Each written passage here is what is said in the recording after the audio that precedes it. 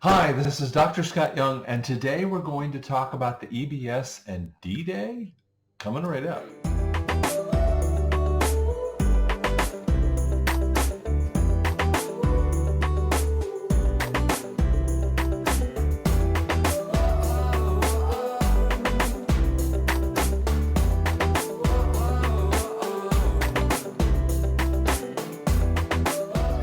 D-Day? Okay, we will make sense of that one, but I want to first head over to the EBS. EBS, now some people also call it EAM, EAS. I mean, just different ways of saying it. And I'm using the old terminology, so sorry if I don't say it the way you like it. But the EBS is the Emergency Broadcast Signal. Basically what happens in the time frame of JFK, we were in the middle of the Cuban Missile Crisis. In the Cuban Missile Crisis, we wanted to share with the whole entire nation information that was pertinent to that possible attack. And it's morphed over the years because in the past, all you had to do is throw it over the airwaves, okay? And you know, whether it was the TV or the radio signals, AM signals, FM signals, and, as it went along, they were able to expand it a little bit more. But in essence, it's the same overall system. Now, it also does it where, you take an iPhone and you go into the iPhone and you get a reverse 911 call. So there's all kinds of nuances that have adjusted over the time frame. Can I mute that? But that's part and parcel to that.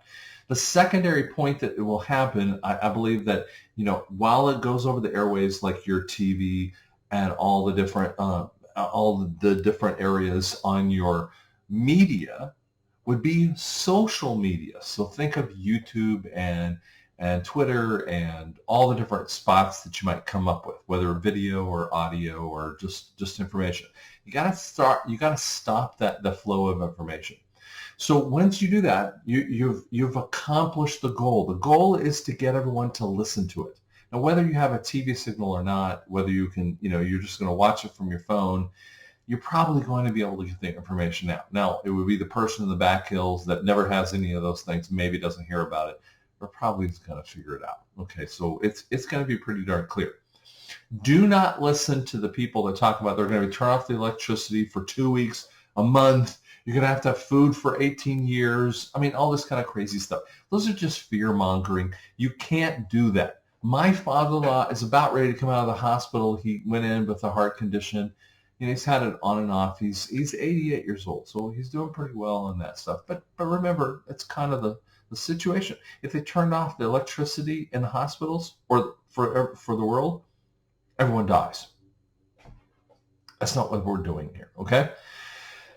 The EBS, the whole point of this is that the idiot media, the people with the bullhorn, won't let you know the truth. They're all liars. And they're all cut from the same cloth, okay? It's the government, the media, all the different agencies of every three-letter agency you can come up with, and it's Hollywood. So you have to stop it for a time. And you have to share with the information. Now, some people think it's 10 days. Some people think it's 3 days. I don't really care. It could be one of the two. I would say it's probably a little bit shorter because here's kind of the idea that I think what happens on the back end is you're going to see a guy and his tie's like sideways and he walks up there and his hair's all mussed up and he's like, and he's going to be like a production manager, assistant production manager with CNN. And he's going to, he's the last one left. There's a camera operator up there who's getting the camera, he's got it all funky like this. And what they're going to start doing is going, well, that information we just talked about, we just saw, let's replay it. And so they're going to get people on who's going to explain different areas. There's a guy named Praying Medic who is unbelievably cool guy. What you hear of this X22, Dave with X22, and there's a ton of other people that will help to explain areas of the corruption areas. I mean, there are going to be people like hopefully maybe me or other people that will talk about NESARA and some of the gold-backed standard. There can be really gold-backed people that will get deeper into it. People will deal with the debt issues, the Fed, all that kind of stuff. That's all a part of it. So you have to, and you're going to be really kind of focused. Okay, remember, this has to be a focus. You have to get the highest level conversations. Now, we're going to go backward in time and talk about the Titanic. We're going to go backward in time and talk about what Vietnam was and 9/11 and all these different operations and what they were. We're going to talk about MK Ultra and all those kind of conversations. But what you're going to focus on is the highest three. First, this little jabby thing and the stuff, okay? By the way, this is the word sick in sign language. Okay, so sick. And you're going to have this, and you're going to have this. That you got to deal with that. Number two, you've got to deal with the election fraud issues. You've got to deal with the voting and the election fraud. And by the way, Dinesh and Lindell both handled their issues with absolute proof and 2,000 mules effectively. Those are two sides of the area. Realize that's already been fixed. They already have it all figured out. They're going to show you that. And lastly, you got to deal with the child trafficking. Once you see, even if you had voted for someone and you weren't sure about it, that you voted for whoever else is in there. And by the way, 90% of the senators and the congressmen and the aides and all the other stuff are just as sick. Maybe they're not sick in the level of everything out there, but they've taken money. They're bought and sold. That's why they're voting for the Ukrainian crap. You know, all this other stuff that just goes along with it, that you've got to show the sickness. And the world has to show their own sickness. While we're going to see it from an American standpoint, the people in France, the people in Israel, the people in Russia, the people in China, the people in Japan, they all have to hear their own people and what they did to their own circumstance. You're going to see the idiot Biden, and he's going to get, taken away in handcuffs. And you're going to see that, but that's really the actor that gets taken away. And then you're going to boom, fast forward, and you're going to see the clip of the idiot Biden group and the HRC, I call them Billary. I'm the two of them, and all the sickos. You're going to see all the sickos, and you're going to see them, and they're going to look worse. It happened months and months ago. It was a planned operation. This is a war, and it's a amazing operation. And by the way, you have to get everything done before you let that out. Now, people are going to hear about it, and then they're going to have to hear about it over and over and over and over and over again. I mean, it's going to have to be a water cooler conversation. Now, you who are already awake, you're going to hear about it, and you're going to go, I've already heard that. I don't need to hear that conversation. God's woken you up for a purpose. And I say this to you right now, and I'm speaking right to you as a prophecy. God's talking to you. The other people in your family are sitting in the stands going, wait, what happened? Who is that? He did that. He's disgusting. All these people that they love, they watch them sing and act or whatever else. They're going to be disgusted. But you're on the racetrack running the race. As Paul would say it in the New Testament, run the race to win that race. You are ahead and out there running. It's the first time maybe in your life that you've been ahead of the pack. Early adopters always do this, okay? You are going to run that race in a fascinating way. It's so cool. I'm so excited for you. I mean, I talked to a couple in California. I talked to people all over the world, by the way. I have to be careful when I talk to this one lady in Israel. She had like a $120 phone bill. I had no idea. I was like, holy cow. But the reality is there's, I'm talking to people everywhere from almost all the nations in different ways.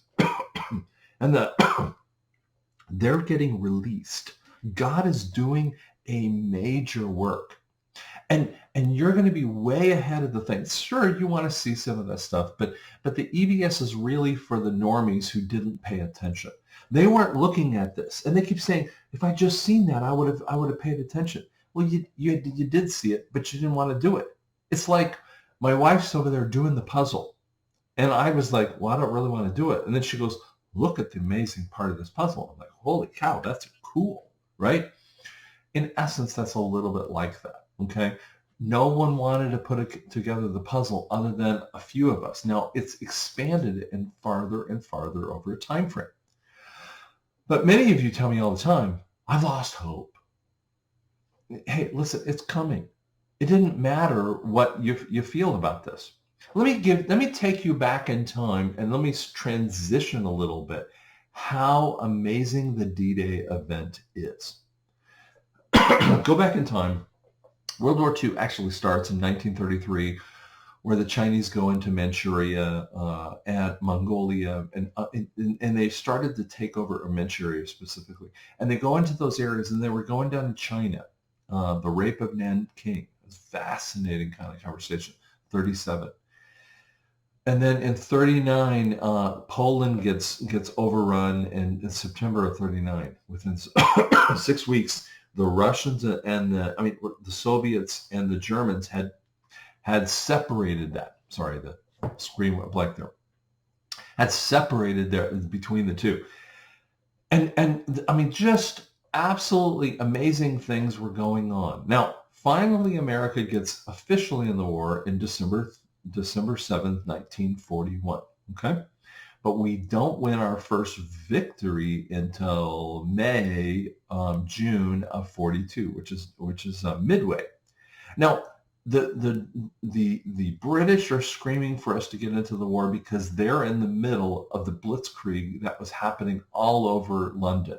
The bombing of London just went on and on and on. And in June of 43, the Soviets get invaded.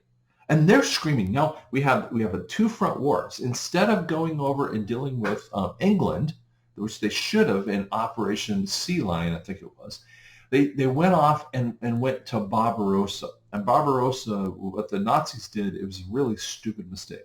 And they went through and they went all the way through Russia. Now they got stopped cold in Leningrad Stalingrad with that too. But they got stopped there and got stuck, and then they moved around in that area. But the thing that was happening on the background is America. They were screaming for America to get in the war. They needed a second front so they could release the pressure. Now, America was building up for this. If you go back in time, 43, we were definitely building up. We were building up forces. If you listen to Stephen Ambrose's conversations with a Band of Brothers, he does a really amazing conversation about what actually Lieutenant Winters at the time was in the 101st Airborne, and they were putting together coordinates. So they were figuring out the exact time frame when they flew from one place in England to another place where they would drop, and they started to understand. Sorry, guys. Allergy is really bad right now, but they started to understand that they were hitting in Normandy. But what the Allies did was so brilliant. No one understood what was happening until the very last few days did all the way from the generals to the privates know all the sand charts of the Normandy beaches. They had codename beaches like Utah, okay? And those beaches were specifically for different areas. So they all had their responsibilities. They had pontoon boats, and they had these whole bridges that came over from England all the way over to northern France. But the Allies were clever.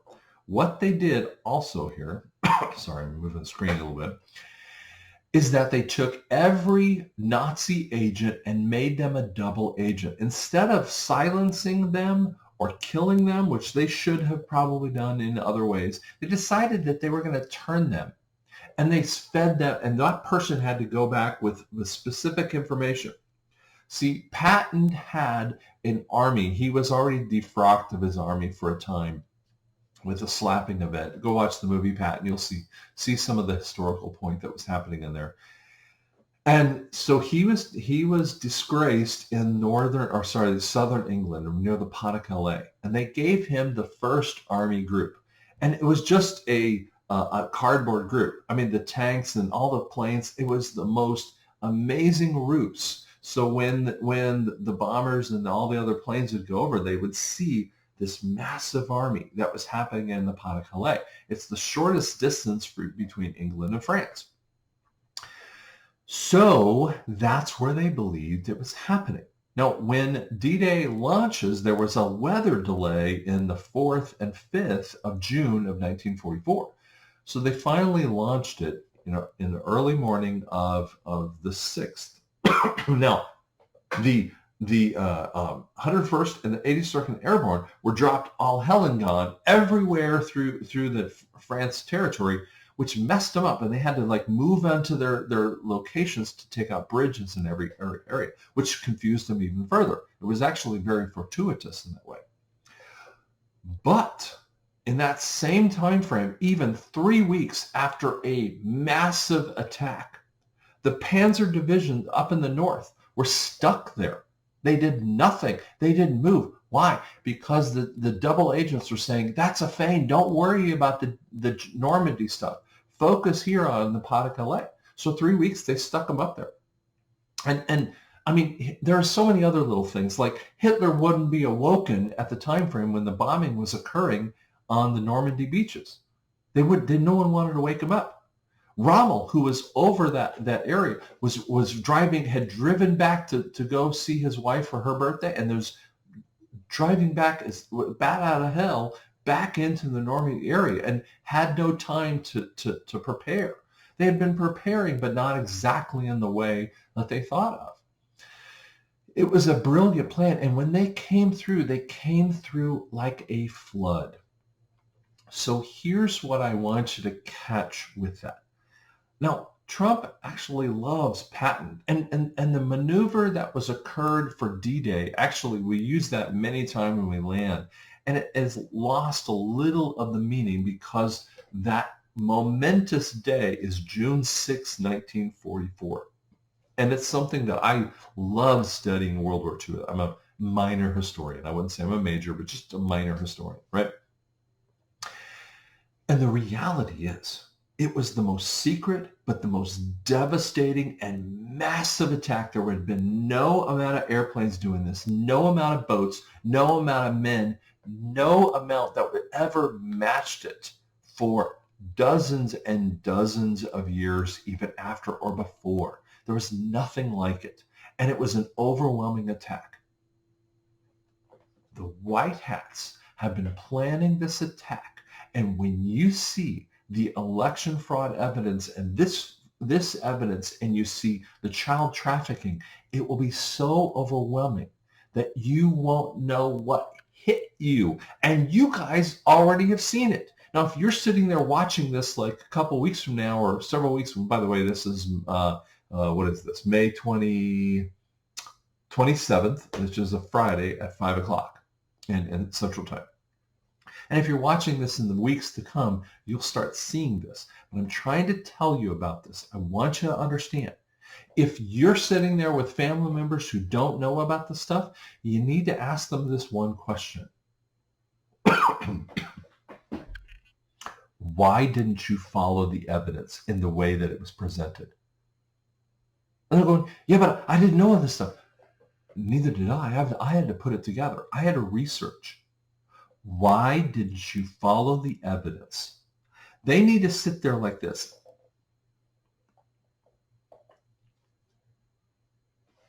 They need to freak out for a time. They need to sit there and go, I don't know why I didn't follow. Yep, that's the first reason. That's the first thing. They need to go to their grief state.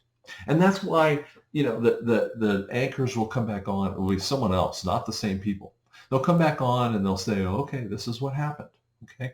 I believe it's one of the most secret events in the history of the world.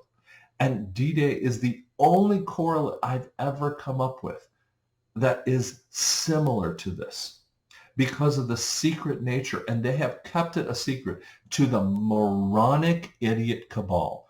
They've whittled away the idiocy, and they keep coming up with stupid things like monkeypox. I mean, come on. It's so stupid that you got to get away from your fear.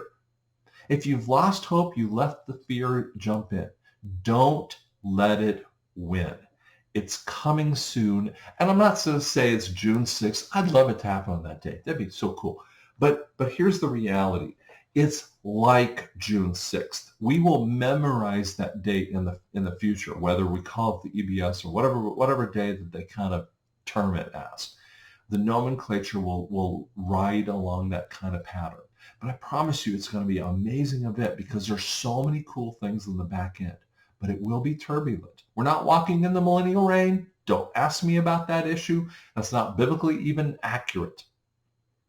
We're walking in a pre-tribulation time frame where we're going to be having so many people come into the kingdom and ask us questions. Guys, you have an amazing, wonderful opportunity to tell about stuff. And this is what I want you to think about.